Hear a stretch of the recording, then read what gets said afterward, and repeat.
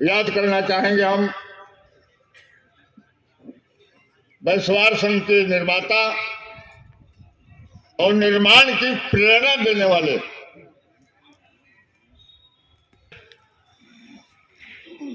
परम आदरणीय ईश्वर प्रसाद जी। उन्होंने एक बार मेरे से कहा, ये संभवतः 79-80 की बात है, कि बैसवार संघ का गठन होना चाहिए। हमारी बिरादरी अपने परिश्रम से अपने खेतों में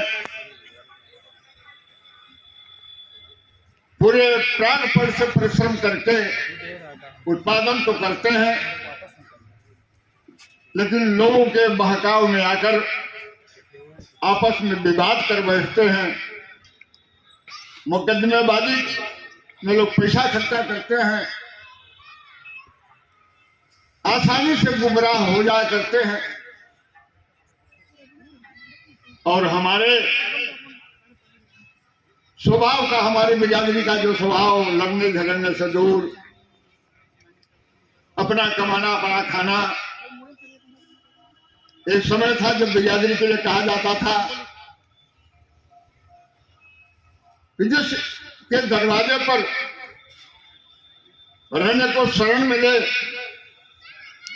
दरवाजे पर भोजन मिले, किसी भी गांव में किसी भी जगह, तो बैसवार का ही घर होता था, जहां अपरिचित को भी शरण मिलती थी, अपरिचित को भी भोजन मिलता था, आतिथ्य मिलता था। हम उस बिरादरी से बिलोंग करते हैं जो अवसर आने पर हमारे यहाँ बहुत से व्यवहार हुआ करते थे। घटने बढ़ने पर देंगा बनी भी उधार दिया करते थे। किसी जैसे महारथी इस मंच पर विराजमान है, जिनके पिताजी का राजनीतिक करियर सराहनीय रहा। ईश्वर प्रसाद जी के मन में आया कि आपस की एकता बने, विवाद न हो, गाढ़ी कमाई अनावश्यक बर्बाद न हो। उनकी प्रेरणा से 1979-80 में बैसवार संघ का गठन हुआ। उसके पहले जो बैसवार बिरादरी की हालत थी, ताला के श्री शिवराम काकू और चिंगो के आदरणीय यदुवंश सिंह जी, यदुवंश सिंह का आगमन हमारे क्षेत्र में हुआ, शिवराम सिंह काकू का क्षेत्र में आगमन हुआ। उस पर हम लोग सिंगरौली सरगुजा को लगता था जैसे आज हम लोग श्रीलंका के विषय में सोचते हैं। कभी वो समय था जब हम लोग सिंगरौली सरगुजा को लंका जैसा मानते थे।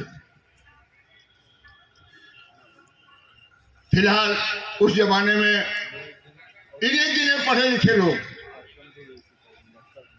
नाम हम लेंगे वकीलों में तो आदरणीय मानिक राम वर्मा जी, आदरणीय शिव प्रसाद सिंह जी, 2 वकील इधर थे। बहुत बाद में श्री रामानव सिंह जी सीधी में हुए।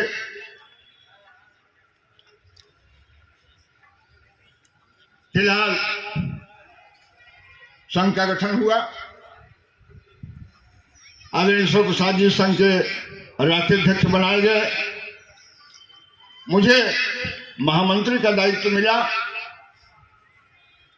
उद्देशिका क्या है, संविधान क्या होगा, बिरादरी की वंशावली क्या है, उसकी खोज कैसे हो। महामंत्री के साथ साथ मेरे को 2 जिम्मेदारी और मिली।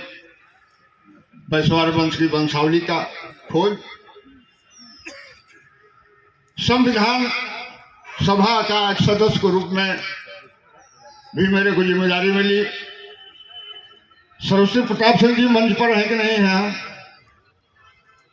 आदरणीय सरस्वती प्रताप सिंह जी मंच पर हैं। इन्हीं के आवास पर रुक करके संविधान सभा की बैठक होती थी। पूर्व इंजीनियर अनंत सिंह जी मेंबर थे। कामता प्रसाद जी प्रधानाचार्य सदस्य थे। रामानुज सिंह जी, शिव प्रसाद सिंह जी, जोगिनी के जो वकील साहब थे, राम प्रताप वैद जी, ये हम 6-7 सदस्य थे संविधान सभा के। और लिखने का काम, शिल्पी का काम डॉक्टर भीमराव अम्बेडकर का काम श्री सरस्वती प्रताप सिंह जी में था।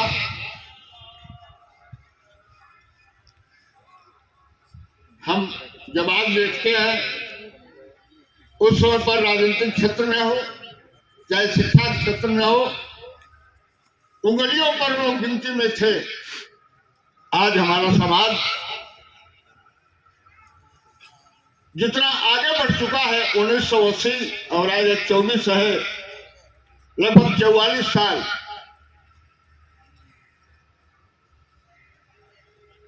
निश्चित रूप से हम बहुत ही तरक्की किए हैं। कोई ऐसा गांव नहीं जिस गांव में अध्यापक न हो, जिस गांव में इंजीनियर न हो, जिस गांव में वकील न हो, जिस गांव में पुलिस फोर्स में न हो, जिस गांव में नेता न हो। आज हम लोग बहुत ही सक्षम हैं। और सही बात तो यह है कि एक पीढ़ी हम लोगों के जमाने की गुजर गई,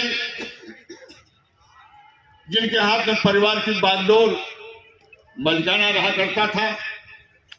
लेकिन आज हमारे बाद आने वाली पीढ़ी, युवा पीढ़ी जो सक्षम है, समर्थ है, पढ़ी लिखी है, हमसे ज्यादा विचार करने वाली है। आगे आ जाइए बबलू जी, आगे आ जाइए। राजा राम जी, जगह आगे खाली है।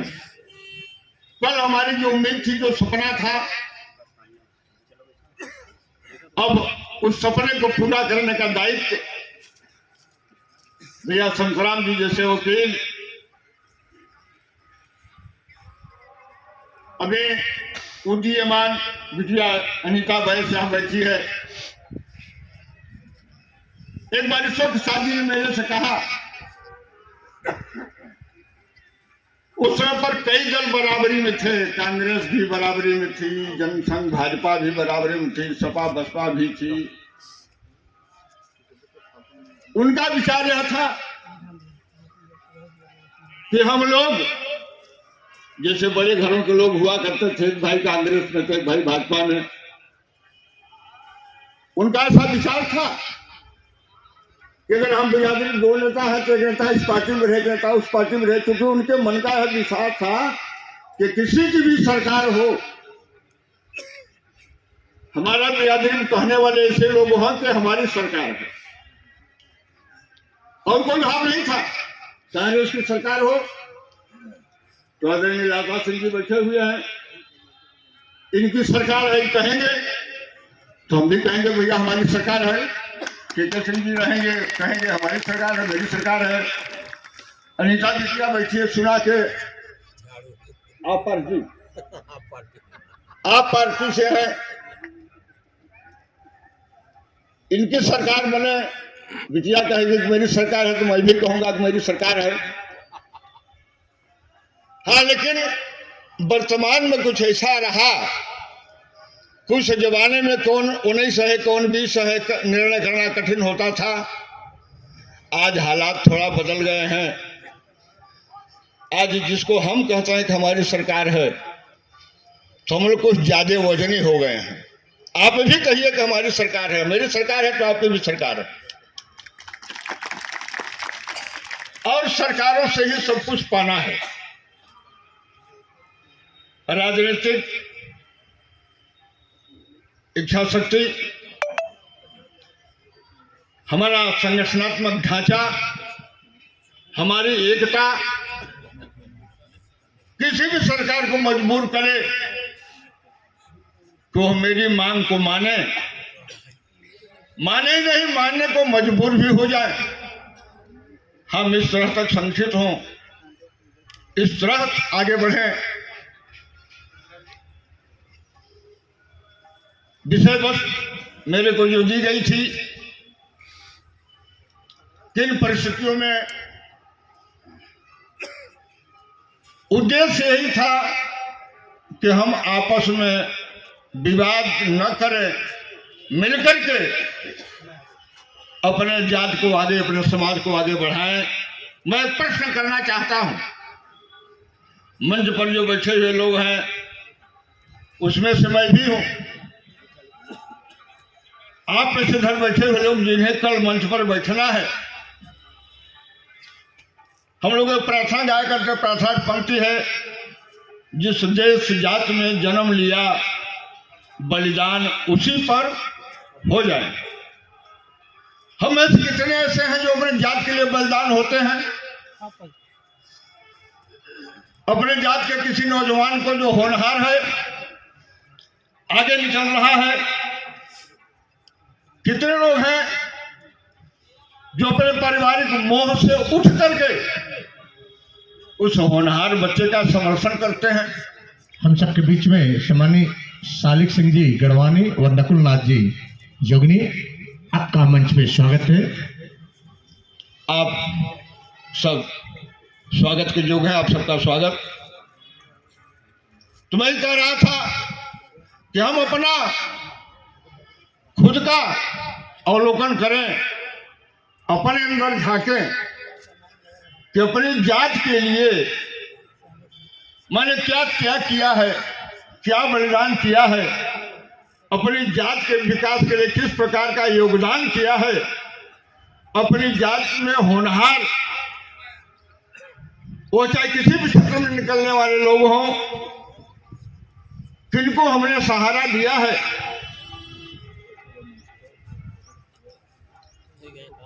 मैं बहुत ज्यादा समय न लेकर के बात को जल्दी समाप्त करूंगा। डॉक्टर श्याम नारायण बैर जी डगा, आपका भी मंच पे स्वागत है।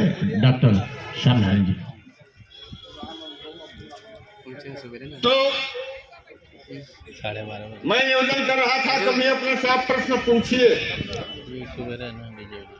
क्यों क्या आपने यह जो अवतार लिया है, जो शरीर आपने धारण किया है, हम मानव रूप में यहाँ उपस्थित हैं, क्या हमें मानवता आ पाई? क्या हम किसी के साथ अन्याय करने के लिए पैदा हुए हैं? क्या अपने भाई की संपत्ति को हड़पने के लिए पैदा हुए हैं? उत्तर मिलेगा कि नहीं। अपना मूल्यांकन हम खुद करें कि हम क्यों हैं, क्या हैं, और अपनी जात के लिए मेरा अपना खुद का योगदान क्या है। किस होनहार बच्चे को शिक्षा के लिए मैंने प्रेरित किया, किस गरीब कन्या की शादी में मैंने मदद की, किस विवाद को सुलझाने में मैंने पंचायत किया। मेरे एक राजनीतिक गुरु थे दरोगा रघुनाथ तिवारी, उन्होंने मेरे से कहा कि तुम्हें नेतागिरी का गुण दिखाई देता है, तुमको कुछ समझाना होगा, कुछ सिखाना होगा। उन्होंने मेरे को बुलाया और कहा कि सत्य का सहारा, सत्य का अवलंबन, उसके सहारे जो खड़ा होगा, जो आगे बढ़ेगा, सत्य का जो दामन पकड़े रहेगा, पंच बनकर, सरपंच बनकर, जो सत्य के सहारे अपनी जिम्मेदारियों का निर्वहन करेगा, निश्चित रूप से मार्ग प्रशस्त होगा। हम झूठ के सहारे आगे नहीं बढ़ सकते। हम दूसरे का पैर पीछे खींच करके आगे नहीं बढ़ सकते। जो आगे बढ़ रहा है उसको प्रेरणा दीजिए। अगर प्रतिस्पर्धा है तो उसे आगे निकलिए। हम सब एक परिवार के हैं।